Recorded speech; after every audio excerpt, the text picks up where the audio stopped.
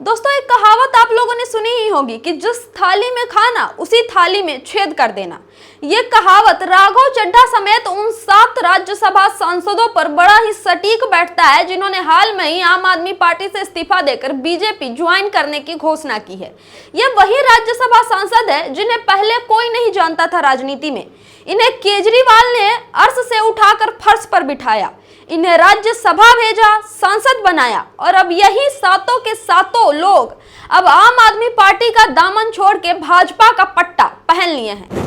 दोस्तों, यही राघव चड्ढा थे जो ये कहते थे कि आज तक वो पैसा नहीं बना, वो नोट नहीं बना जो राघव चड्ढा को खरीद सके। शायद राघव चड्ढा ये बताना लोगों को भूल गए थे कि पैसा नहीं बना है, लेकिन ईडी सीबीआई बनी है जिसके डर से मैं भाजपा का दामन थाम सकता हूं।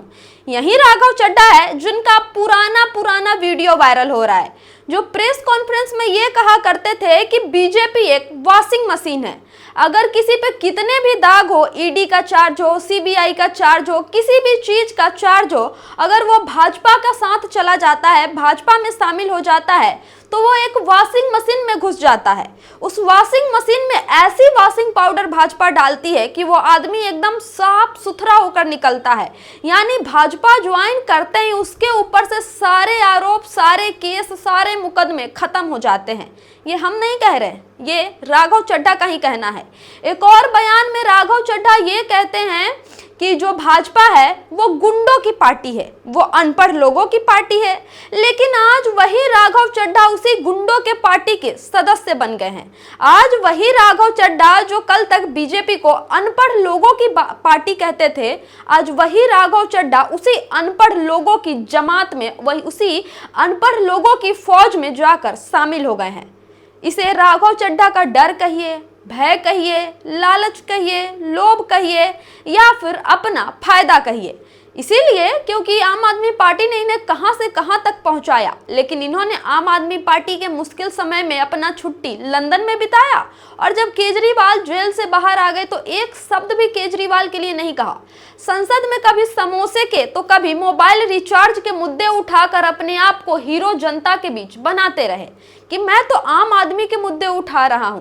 लेकिन इस आम आदमी के पर्दे के पीछे छिपकर राघव चड्ढा ने बीजेपी की गुलामी की, बीजेपी के खिलाफ एक शब्द नहीं बोला। क्यों नहीं बोला? उन्हें डर था कि केजरीवाल की तरह, मनीष सिसोदिया की तरह, संजय सिंह की तरह कहीं वो भी जेल में ना चले जाए। इसीलिए इन सारे मामलों से दूर हटकर भाजपा की गुलामी करते हुए, भाजपा के खिलाफ ना बोलते हुए अपनी पत्नी परिणीति चोपड़ा के साथ ये लंदन में छुट्टियां मनाते रहे और अब अचानक से इन्होंने भाजपा का दामन थाम लिया है। राघव चड्ढा के तेवर देखकर, चाल चरित्र देखकर ये तो लग ही रहा था कि आम आदमी पार्टी में ये रुकने नहीं वाले हैं, भाजपा से डर गए हैं। और भाजपा का ये डर का नतीजा हुआ कि अब उन्होंने ऐलान कर दिया कि वो भाजपा में शामिल हो रहे हैं।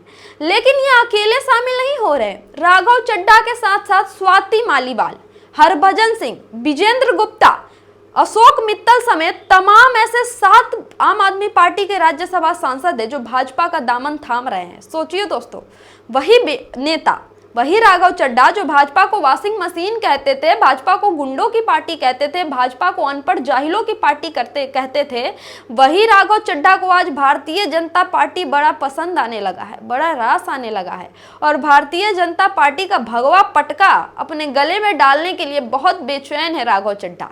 इसीलिए मैंने कहा कि कुछ लोग होते हैं जो जिस थाली में खाते हैं उस थाली में ही छेद करके जाते हैं और उन्हीं थाली में छेद करने वाले लोगों में से राघव चड्ढा समेत ये 7 सांसद है जिन्होंने आम आदमी पार्टी को पूरी तरीके से बर्बाद करके छोड़ दिया, आम आदमी पार्टी को तोड़ दिया। लेकिन इन सबके बीच एक बंदा ऐसा है जो लाख ईडी, लाख सीबीआई के बावजूद भी झुकने को, टूटने को तैयार नहीं है। वो बंदा है संजय सिंह। जहां एक तरफ राघव चड्ढा को लोग ट्रोल कर रहे हैं और चड्डी गैंग का बता रहे हैं, चड्ढा चड्डी गैंग का हो गया, वही दूसरी तरफ लोग ये कह रहे हैं कि भाजपा में अगर इतना दम है जोड़ने तोड़ने की तो वो संजय सिंह को जोड़ तोड़ के दिखा दे। दोस्तों, आपकी क्या राय है इस पे? आपका क्या कहना है? हमें कमेंट करके जरूर बताएं और इस वीडियो को ज्यादा से ज्यादा लोगों तक शेयर करें। बहुत बहुत धन्यवाद। और हाँ, जाते जाता हमारे चैनल TDI न्यूज को सब्सक्राइब कर दीजिएगा।